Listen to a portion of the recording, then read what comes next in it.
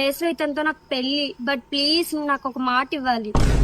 ఏంటో చెప్పు. నేను వదిలేసానని చెప్పి నువ్వు తాగుడికి బానిస అవ్వకూడదు. సరే మాట ఇస్తున్నా. నేను వెళ్తున్నా.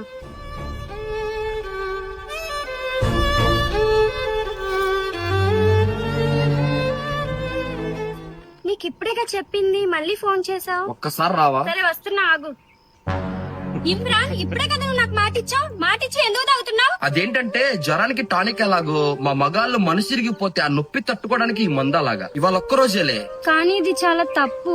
సరే ఈ ఒక్క రోజుకి తాగు, రేపటి నుంచి మానే. కానీ ఆయిషా ఒక్క హెల్ప్ చేస్తావా ప్లీజ్? ఒక్కసారి ఇది పట్టుకో, నేను అర్జెంట్ టాయిలెట్ వస్తుంది, వెళ్ళొస్తా. అలా నువ్వు తాగేమాక, నా కోసం పడేమాక ప్లీజ్. నా మీద ఒట్టే పడేస్తే ఇప్పుడే వెళ్ళి వచ్చేస్తా.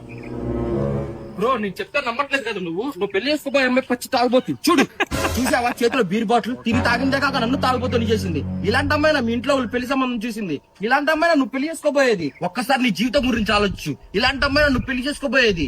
ఇప్పుడు డిసిషన్ నీ చేతిలోనే. లేదు బేబీ, తను చెప్పేదంతా అబద్ధం. నువ్వు శనివారం ఒక్కరోజు తాగమాకు, ఎందుకంటే ఆ రోజు నేను ఉపవాసం. మిగతా అన్ని రోజులు కలిసి తాగుదాం. అయినా పెళ్ళంతో ప్రతిరోజు తాగితే కిక్కే వేరు.